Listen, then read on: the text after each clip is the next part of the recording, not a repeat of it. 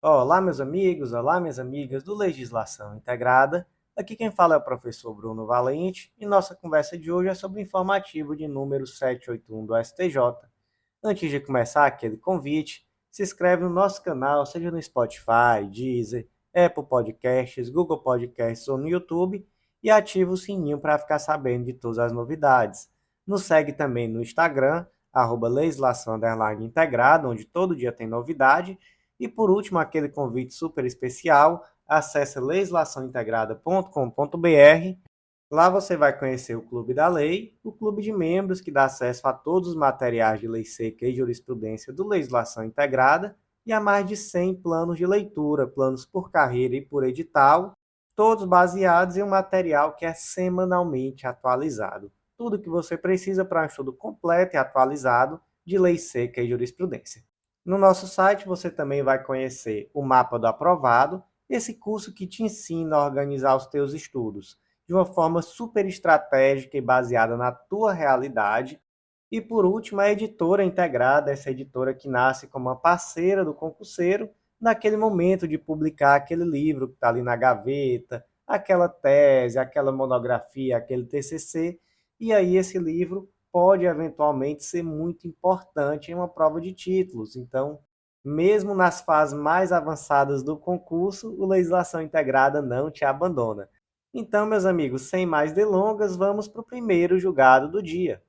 O primeiro julgado de hoje é da primeira sessão do STJ, trata da Lei 10.910 de 2004 e o destaque ficou da seguinte forma: o fato de a gratificação por atividade tributária GAT ser paga a todos os integrantes da carreira, constituindo-se em gratificação genérica calculada sobre o vencimento básico, não implica a sua transmutação em vencimento básico, categoria expressamente referida na legislação, que não se confunde com as vantagens permanentes do cargo.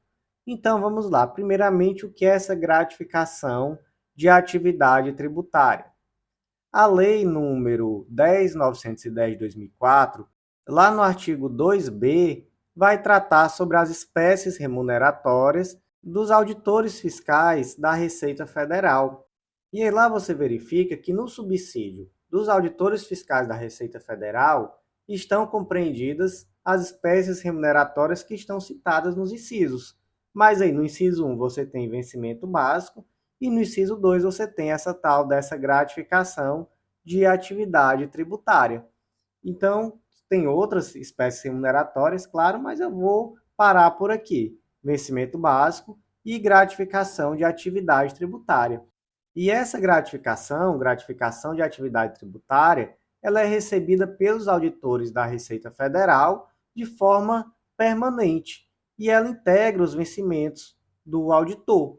E aí, qual era a tese da categoria? De que, por se tratar de uma gratificação genérica que é paga a todos os auditores fiscais da Receita Federal, essa gratificação deveria integrar o vencimento básico. Qual seria o efeito prático disso? O efeito prático seria que todas as outras rubricas pagas à categoria que incidissem sobre o vencimento básico também incidiriam sobre a gratificação, ou seja, a base de cálculo seria maior. E aí, gente, a princípio eles conseguiram isso. Foi transitado em julgado o RESP número 1.585.353 do DF. Lá se reconheceu e se declarou a natureza de vencimento básico da gratificação de atividade tributária. Mas aí foi proposta uma ação rescisória, que é essa que nós estamos aqui comentando, a ação rescisória 6436 do DF, e aqui se desconstituiu a coisa julgada. Então, a partir de agora se entende que não, a gratificação de atividade tributária, ela não integra o vencimento básico. Qual o efeito prático? O efeito prático é que a base de cálculo de várias outras rubricas que são pagas à categoria reduz, já que essas rubricas eventualmente incidem sobre o vencimento básico, e agora o vencimento básico é tão somente o vencimento básico, e não o vencimento básico mais gratificação de atividade tributária. Então, como é que ficou aqui o destaque? O fato de a gratificação de atividade tributária, GAT, ser paga a todos os integrantes da carreira, constituindo-se em gratificação genérica, calculada sobre o vencimento básico, não implica sua transmutação em vencimento básico, categoria expressamente referida na legislação que não se confunde com as vantagens permanentes do cargo.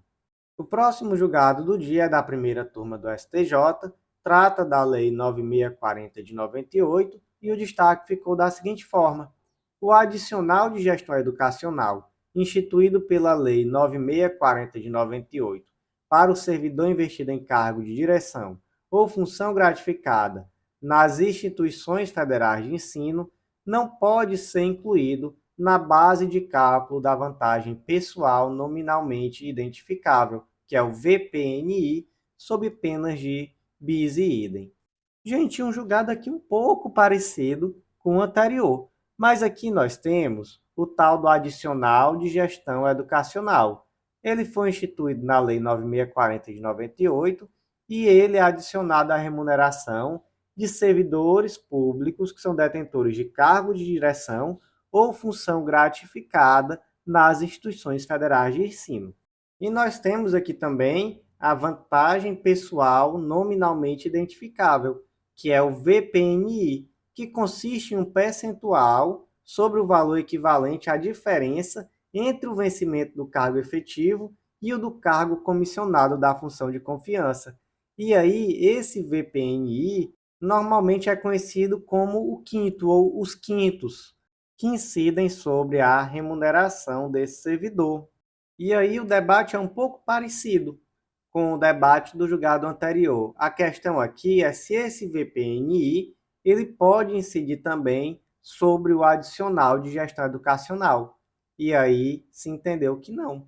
Então a solução aqui foi muito parecida. Aqui se entendeu que não é possível incidir esses quintos, que são a tal da vantagem pessoal nominalmente identificável, o VPNI, sobre o adicional de gestão educacional, porque se entendeu que seria um bis e idem. Então, como é que ficou aqui o destaque?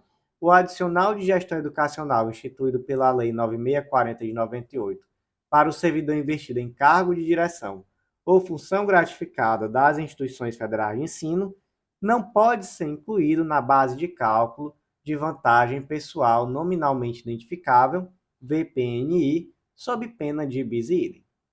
Próximo julgado do dia inserido no Código de Processo Civil, destaque da seguinte forma: incide a regra geral do artigo 85, parágrafo 1º do CPC, que autoriza o cabimento de honorários de sucumbência na fase de cumprimento, quando a liquidação ostentar caráter litigioso. Olha só que debate interessante, gente. O artigo 85 diz que a sentença condenará o vencido a pagar honorários ao advogado do vencedor.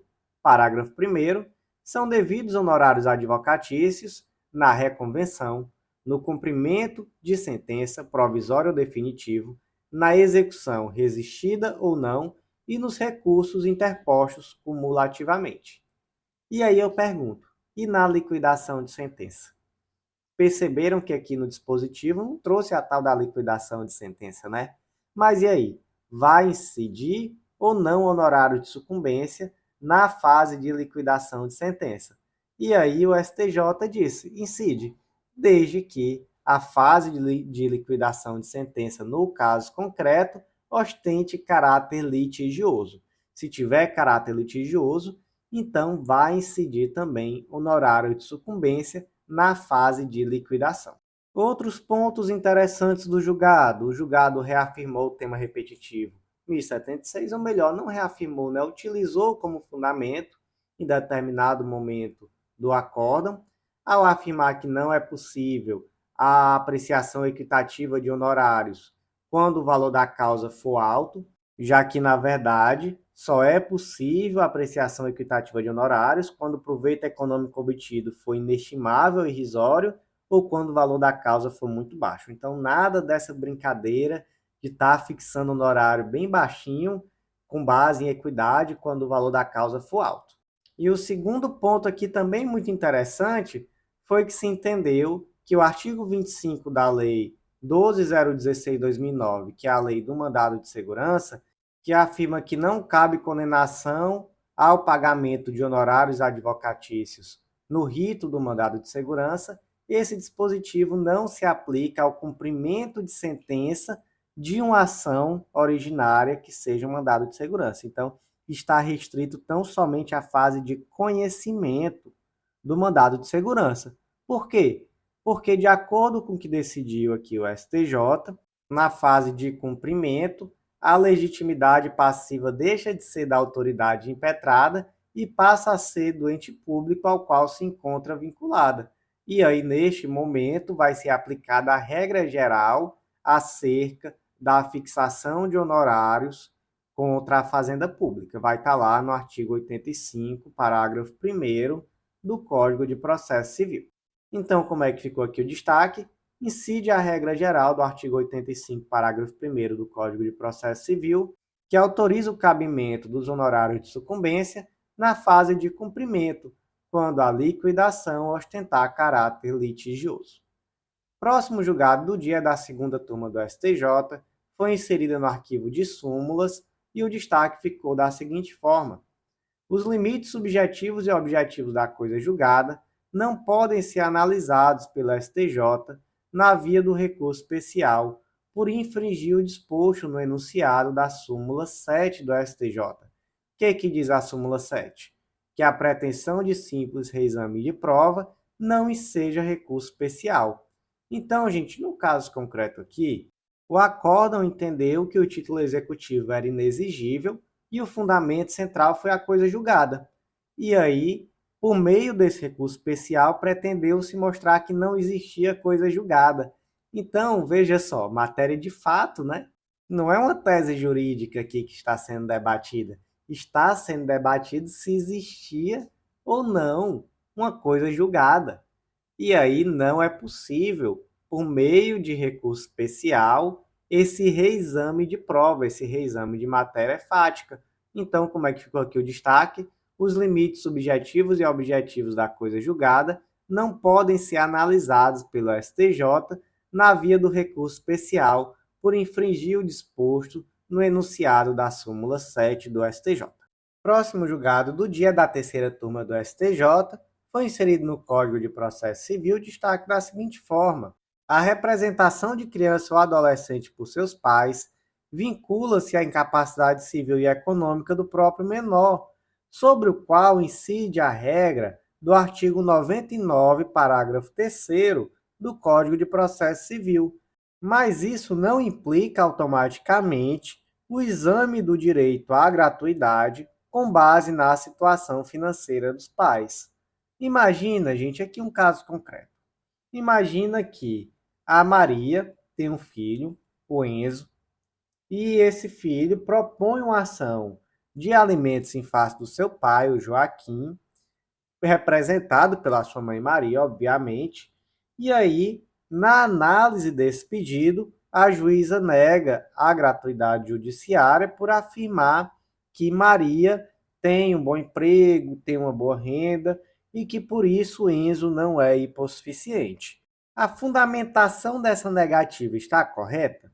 Não. A fundamentação dessa negativa não está incorreta, porque a análise da hipossuficiência deve ser feita tendo por ótica a criança ou adolescente, e não a situação financeira de seus pais, que são meros representantes na propositura dessa ação. Trata-se, gente, de um direito personalíssimo. É a figura do autor que deve ser analisada, e não a de seus pais. Veja só o que em outras oportunidades o STJ já decidiu. Em ação judicial que versa sobre alimentos ajuizada por menor, não é admissível que a concessão da gratuidade de justiça esteja condicionada à demonstração de hipossuficiência de recursos de seu representante legal.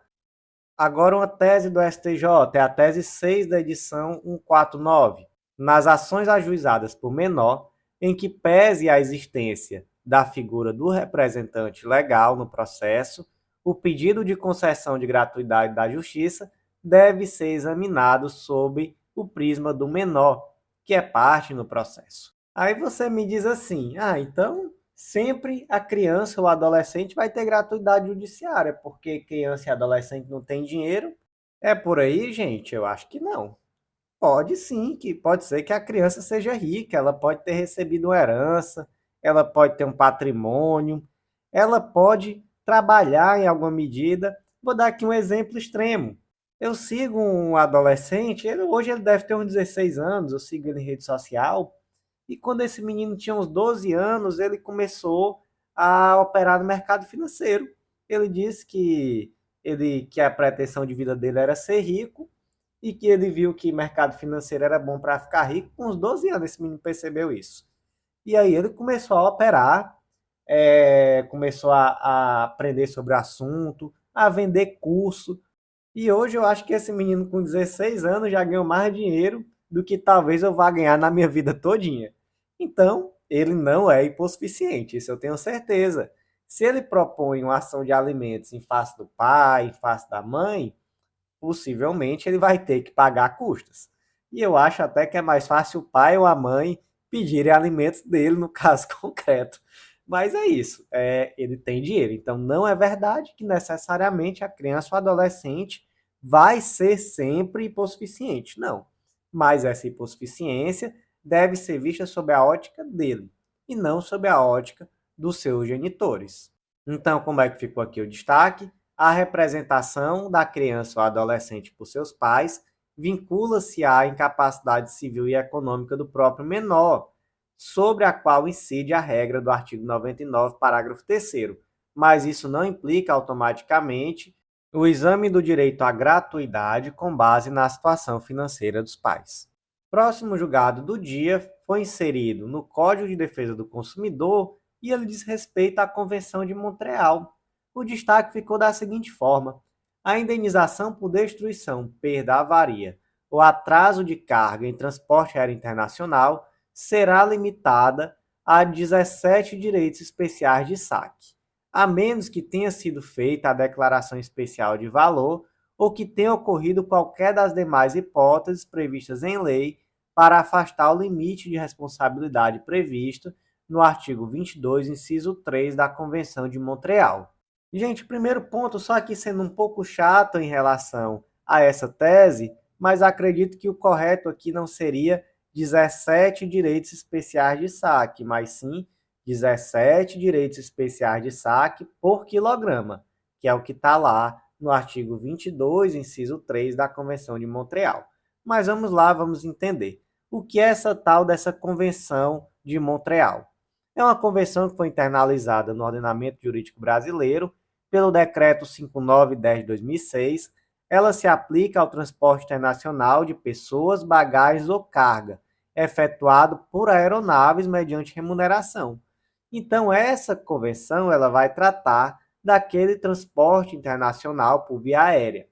Não se aplica, portanto, ao transporte nacional. No transporte nacional, você vai aplicar de forma plena o Código de Defesa do Consumidor e as leis internas acerca do tema. Já no transporte aéreo internacional, seja de pessoa, bagagem ou carga, você aplica também a Convenção de Montreal. E aí, aquilo que a gente tem que mais chamar atenção nessa Convenção de Montreal é o tal do dano material tabelado. Então, nessa convenção se traz um limite do valor indenizatório a ser pago no caso, por exemplo, de destruição, de perda, de avaria, de um determinado volume que está sendo transportado. Então, veja só, um exemplo aqui, lá no 22, inciso 3. No transporte de carga, a responsabilidade do transportador em caso de destruição, perda, avaria ou atraso se limita à quantia de 17 direitos especiais de saque por quilograma, a menos que o expedidor haja feito ao transportador, ao entregar-lhe o volume, uma declaração especial de valor de sua entrega no lugar do destino e tenha pago uma quantia suplementar, se for cabível. Nesse caso, o transportador estará obrigado a pagar uma quantia que não excederá o valor declarado, a menos que prove que este valor é superior ao valor real da entrega no lugar de destino. Então, veja só, temos aqui um tabelamento, né? A quantia maior da indenização por destruição, perda, avaria ou atraso da carga vai ser de 17 direitos especiais de saque por quilograma, a menos que se preencha ali uma declaração especial do valor informando que o valor daquela carga de fato é maior do que esses 17 direitos especiais de saque por quilograma. Curiosidades gerais. No 22, inciso 1, traz-se o limite de 4.150 direitos especiais de saque por passageiro quando o dano é causado por atraso no transporte de pessoas.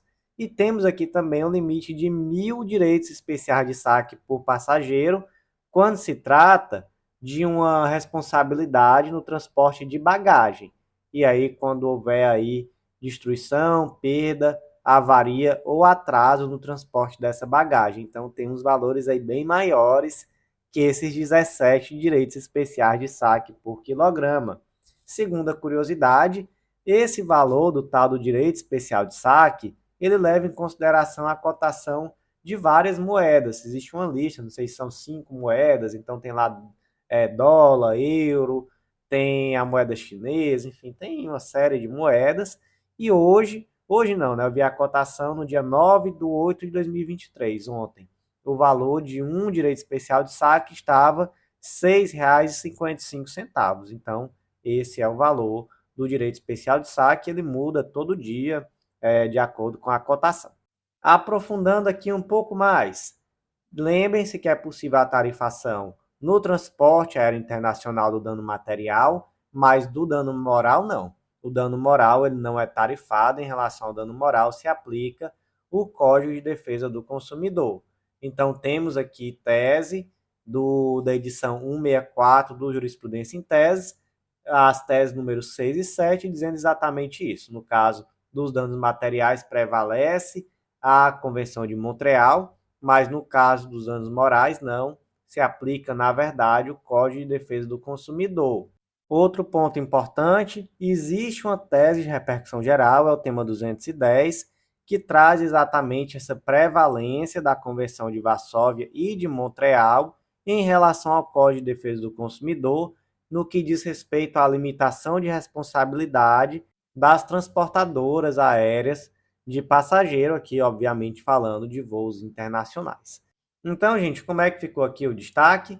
A indenização por destruição, perda, avaria ou atraso de carga em transporte aéreo internacional será limitada a 17 direitos especiais de saque, a menos que tenha sido feita a declaração especial de valor ou tenha ocorrido qualquer das demais hipóteses previstas em lei para afastar o limite de responsabilidade previsto no artigo 22, inciso 3 da Convenção de Montreal.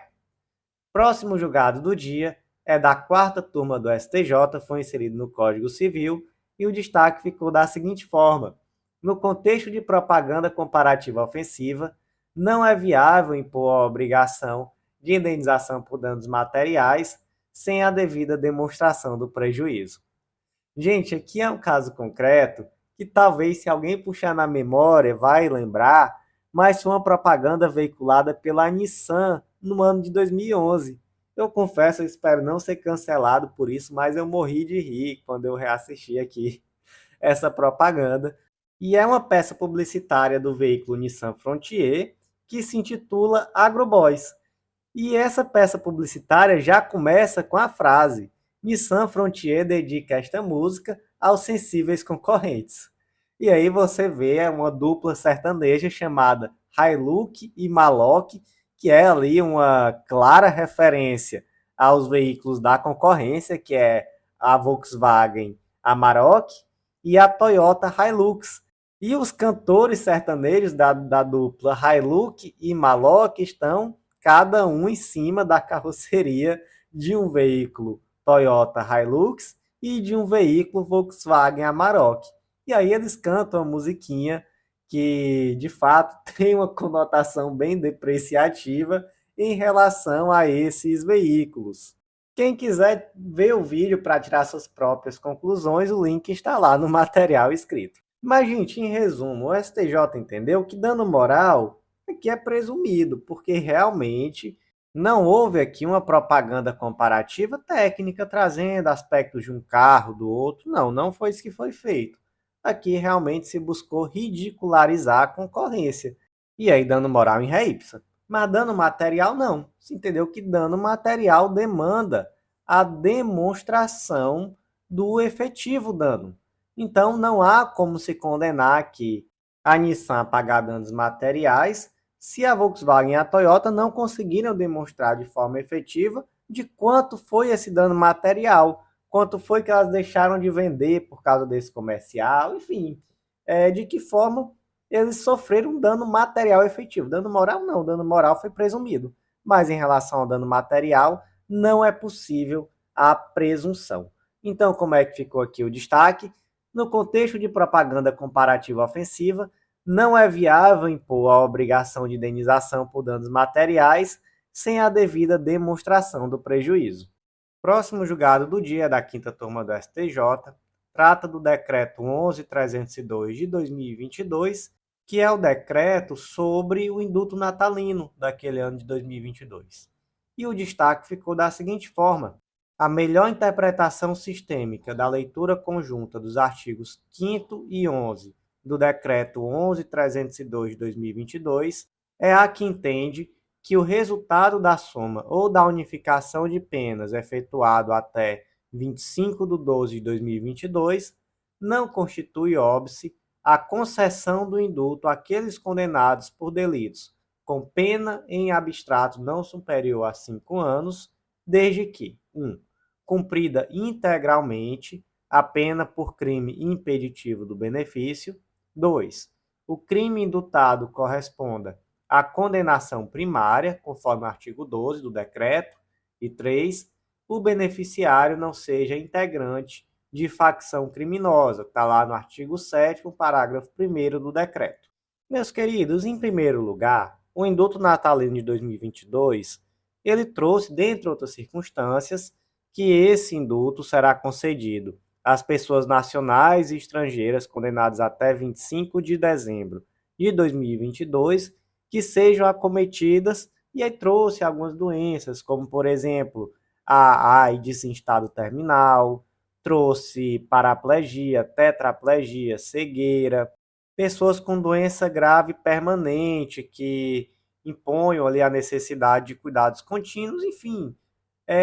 Trata-se aqui de um texto que eu acredito que deve ser lido, na verdade é importante a leitura integral desse decreto, porque um ponto ou outro pode ser exigido, inclusive em provas de concurso público. Mas o que trouxe aqui a divergência foi a questão do seu artigo 5º, que diz que será concedido o indulto natalino às pessoas condenadas por crime cuja pena privativa de liberdade máxima em abstrato não seja superior a 5 anos. E aí vem um debate: e se a pessoa foi condenada por 2 crimes e a pena somando deu mais de 5 anos, como é que fica essa questão? A pessoa pode ser beneficiada, não pode? E aí a primeira coisa que nós temos que observar é que o decreto não trouxe nada sobre a pena em concreto aplicada. Ele trouxe quais crimes são passíveis de serem atingidos pelo decreto. Quais são esses crimes? Aqueles com pena privativa máxima em abstrato não superior a 5 anos. Isso é condizente, inclusive, com o artigo 7º, que vai dizer quais crimes não podem ser atingidos por esse decreto de indulto. Então, por exemplo, crimes hediondos, crime praticado com violência ou grave ameaça contra a mulher, crime praticado no âmbito da Lei 12.850, que é a lei dos crimes praticados por organizações criminosas, e etc. Então, na verdade, aqui você vai verificar a gravidade do crime em abstrato. Se esse crime em abstrato tem uma pena não superior a 5 anos, e esse crime não está em nenhuma das hipóteses do artigo 7º, então não foi hediondo, não foi praticado com violência ou grave ameaça contra a mulher, não foi praticado no âmbito de organização criminosa, etc, etc, etc, então esse crime é passível de ser indultado. A primeira interpretação aqui é essa. Segundo ponto, mas o indivíduo também foi condenado por outro crime. Então ele foi condenado também por um crime hediondo. Aí você vai ver o quê? Você vai ver se no dia 25 de 12 de 2023, essa pena pelo crime hediondo já foi totalmente cumprida. Se essa pena já tiver sido totalmente cumprida, aí não haverá impeditivo para que esse indivíduo seja indultado em relação ao outro crime, que certamente será um crime de menor gravidade, de pena abstrata máxima inferior ou igual a 5 anos, que não vai ser um hediondo, que não vai ter sido praticado com violência ou grave ameaça contra a mulher no âmbito doméstico, etc, etc. E aí vem outro ponto, tem que ser uma condenação primária. E aí você pensa, mas não tem dois crimes? A interpretação que eu vejo aqui, em um exemplo, seria aquela pessoa que, por uma só situação, ela foi condenada por dois crimes. E um dos crimes era considerado hediondo, o outro não. Entendeu? E aí, no final das contas, ele já cumpriu a pena pelo crime hediondo, e o outro crime ele vai ser indultado porque era um crime que não era hediondo e era um crime que tinha pena máxima em abstrato não superior a 5 anos. Essa é uma interpretação que eu imagino aqui em um caso concreto em que seria possível. O indivíduo ele era primário, foi a única condenação dele, foi por dois crimes, um crime era impeditivo, outro não, ele já cumpriu integralmente até 25 de 2 de 2022 a pena pelo crime impeditivo, pelo outro crime ele poderá ser indultado desde que ele esteja em alguma daquelas situações e, claro, né, não seja integrante de facção criminosa. Está lá isso expresso no artigo 7º, parágrafo 1º, e também, se não bastasse, temos aqui aí expressamente no artigo 7º, inciso 3, a linha D, a vedação daqueles crimes praticados no âmbito da Lei 12.850, que é a lei dos crimes de organização criminosa. Então, como é que ficou o destaque aqui? A melhor interpretação da leitura conjunta dos artigos 5º a 11 do Decreto 11.302 de 2022 é a que entende que o resultado da soma e da unificação das penas efetuadas até 25 de 12 de 2022 não constitui óbice a concessão do indulto àqueles condenados por delito com pena em abstrato não superior a 5 anos, desde que 1. Cumprida integralmente a pena por crime impeditivo do benefício, 2. O crime indultado corresponda à condenação primária, e 3. O beneficiário não seja integrante de facção criminosa. Próximo julgado do dia foi inserido no Código de Processo Penal, destaque da seguinte forma: na revisão criminal, por se tratar de ação exclusivamente defensiva, afastado o desvalor atribuído às circunstâncias judiciais ou às agravantes, a pena deverá ser reduzida. Meus amigos, aqui trata-se de um julgado que vai de encontro àquela jurisprudência mais atual do STJ, que determina que uma vez que você afasta, seja em uma revisão criminal, ou seja em um recurso exclusivamente da defesa, um agravante ou uma circunstância judicial negativa, você necessariamente precisa reduzir a pena. Não é possível, sob pena de reformácio impégios, você retirar um agravante, mas manter a pena no mesmo valor sob algum outro argumento que não foi utilizado na sentença. Isso não faz sentido. Se você retirou um agravante, a pena tem que diminuir. Se uma circunstância negativa foi retirada, a pena tem que diminuir. Você não pode simplesmente manter a pena reconhecendo um agravante ou uma circunstância negativa que originalmente não foi reconhecida na sentença, porque isso é reformácio impégios. Antigamente, a posição da STJ era diferente, entendia-se que era possível sim. Você, desde que mantida aquela pena, você poderia retirar um agravante e manter a pena como está, por entender que houve um outro agravante, houve uma outra circunstância negativa. Essa não é a posição da STJ atualmente, felizmente, porque essa posição anterior era claramente uma posição que violava não só a coisa julgada, como que implicava em reformácio impégios. Então, temos aqui o destaque da seguinte forma: na revisão criminal, por se tratar de ação exclusivamente defensiva, afastado o desvalor atribuído às circunstâncias judiciais ou às agravantes, a pena deverá ser reduzida. E o último julgado de hoje foi inserido na Lei de Execução Penal, Lei 7.210 de 84, destaque da seguinte forma: o tempo em que o apenado esteve afastado de suas obrigações no regime aberto sob atestado médico pode ser computado como pena efetivamente cumprida. E aí, meus queridos, Aqui se trata de uma aplicação extensiva daquilo que o STJ entendeu no tema repetitivo 1120, que trata sobre remissão da pena no período da pandemia Covid-19, porque se entendeu naquele momento que, como aquele preso estava impedido de trabalhar por conta da pandemia, ele não podia ser impedido de ter a sua pena remida, ainda que ele não pudesse trabalhar, porque ele não estava impedido de trabalhar porque ele queria. Ele estava impedido de trabalhar por uma questão de saúde pública, que era a pandemia. E isso trouxe uma virada jurisprudencial no âmbito do STJ, que até então não permitia essa remissão, sob o argumento de que não era possível a remissão ficta. Mas aí, com essa virada jurisprudencial, se entendeu que a mesma razão de decidir está presente no caso do indivíduo que está cumprindo pena em regime aberto, mas que ele está impedido de trabalhar por questões médicas. Ele estava trabalhando, ele adoeceu, está de atestado médico, e aí, teoricamente, ele não teria como ter aquele período como tempo de pena cumprido, já que ele não estava cumprindo suas obrigações no regime aberto. A STJ disse não. Aqui nós temos a mesma razão de decidir lá do tema repetitivo 1120, que trata sobre remissão da pena. Então aqui é um caso semelhante e por conta disso é sim possível entender como tempo de pena cumprido aquele tempo que o indivíduo não pôde cumprir as suas obrigações por estar de atestado médico. Como ficou aqui o destaque, o tempo que o apenado esteve afastado das suas obrigações no regime aberto sob atestado médico pode ser computado como pena efetivamente cumprida. Então, meus amigos, por hoje foi isso. Agradeço a você que ouviu até o final.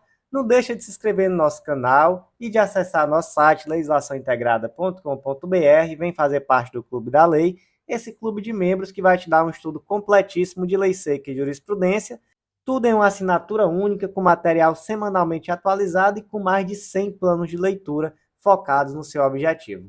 Não deixa de conhecer o Mapa do Aprovado, esse curso que vai te ensinar a organizar os teus estudos de uma forma bem redondinha, bem estratégica para cumprir os seus objetivos. E vem conhecer também a Editora Integrada, essa editora que vai ser uma parceira no momento de publicar aquele livro que você já tem na gaveta e que vai ser muito útil, inclusive, eventualmente, uma prova de títulos. Então, meus amigos, por hoje foi isso. Eu agradeço a você que ouviu até o final. Até a próxima.